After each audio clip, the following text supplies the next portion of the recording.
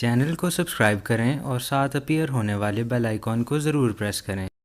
बिस्मिल्लाहिर्रहमानिर्रहीम। अस्सलाम वालेकुम वरहमतुल्लाहि वबरकातुहू। आजकल सर्दियों की आमद है। खुश्क मौसम की वजह से और सर्दी की वजह से अक्सर लोग कंप्लेंट करते हैं कि उनकी जो हील्स होती हैं जो उसमें क्रैक्स आ जाते हैं। तो यानी एड़ियों का फट जाना और उसकी जिल्द का जो है वो सख्त हो जाना। तो इसकी वजह से अगर इसको इसी तरह से छोड़ दिया जाए तो आहिस्ता आहिस्ता से उसके अंदर इन्फेक्शन हो सकती है जो कि एक ज़ख़म की सूरत भी इख्तियार कर सकती है।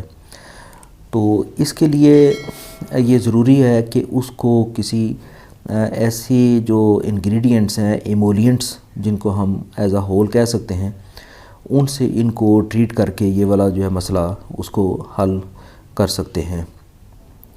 हमारी जिल्द की जो लेयर्स होती हैं उसमें जो सबसे आउटर लेयर होती है, जो सबसे बाहर वाली लेयर होती है, उसको केराटिन लेयर बोलते हैं। दरअसल ये उसी लेयर की जो उनके अंदर क्रैक्स आते हैं। एड़ियों के ऊपर ये जो केराटिन लेयर होती है वो कदरे ज़्यादा मोटाई वाली होती है। तो जब वज़न पड़ता है जिस्म का या इसके अलावा मौसमी असरात की वजह से उसके अंदर क्रैक्स आ जाते हैं।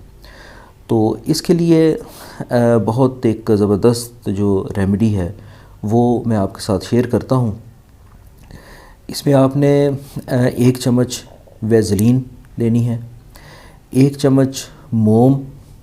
ये मार्केट से वैसे भी आपको मिल सकती है, लेकिन अगर उस तरह से अवेलेबल ना हो तो आप मोमबत्ती लेके उसको कद्दूकश करके छोटे छोटे टुकड़े उसके बना सकते हैं, वो इसमें शामिल कर सकते हैं। इसके अलावा नारियल का या सरसों का तेल 1 चम्मच। तो ये तीनों ऑयल्स प्लस इसमें आप 1/4 चम्मच हल्दी का डालेंगे और इसके अलावा 1 कैप्सूल विटामिन ई का 200 मिलीग्राम वाला ले लें। ये वो ऑयली सा जो जेलीनुमा कैप्सूल होता है वो लेके आप उसको पंक्चर करके उसके ड्रॉप्स इसमें डाल देंगे। इन सब चीज़ों को एक पैन में डाल के बिल्कुल हल्की आंच पे जस्ट इसको मेल्ट करना है। यानी इसको बहुत ज़्यादा पकाना नहीं है, हीट नहीं देनी, बल्कि इसको जस्ट मेल्ट करना है और मिक्स कर देना है। मिक्स करने के बाद किसी शीशे की बोतल में या शीशे के कंटेनर के अंदर इसको डाल के तो महफूज कर लें। ये पहले तो पिघली हुई हालत में होगा, उसके बाद जब थोड़ा सा वो ठंडा हो जाएगा तो ये जेलीनुमा या एक पेस्ट नुमा थोड़ा सा हल्का सा जम जाएगा। तो ये इस्तेमाल के लिए ये आपके जो बेहतरीन एक रेमेडी है। इसको इस्तेमाल करने से पहले आप पाँव को एक और ट्रीटमेंट अगर उसका कर लें तो वो बहुत ज़्यादा बेहतर होता है।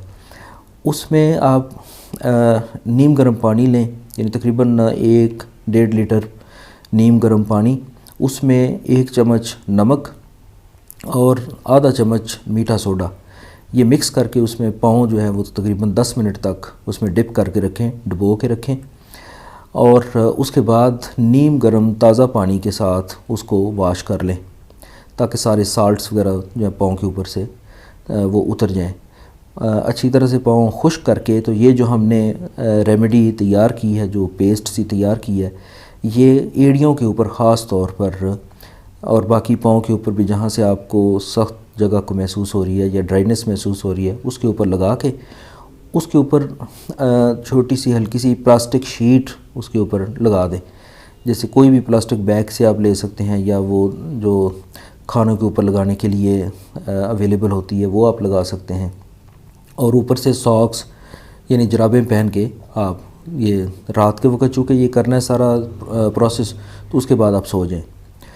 सुबह उठने के बाद इसको नीम गर्म पानी के साथ और जो नॉर्मल सोप होता है उसके साथ अच्छी तरह से आप इसको वॉश कर लें।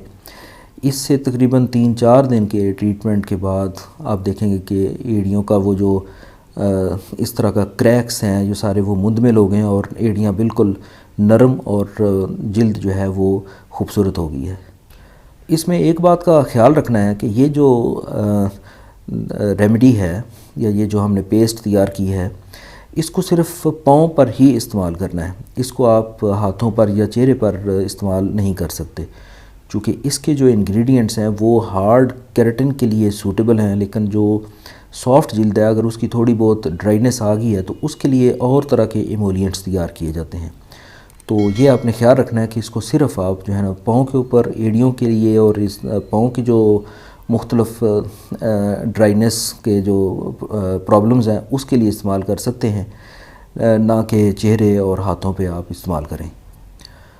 उम्मीद है कि आपको ये वीडियो पसंद आई होगी। मेरे चैनल को सब्सक्राइब करें और साथ अपीयर होने वाले बेल आइकन को ज़रूर प्रेस करें ताकि आपको हर नई आने वाली वीडियो का नोटिफिकेशन मिल सके।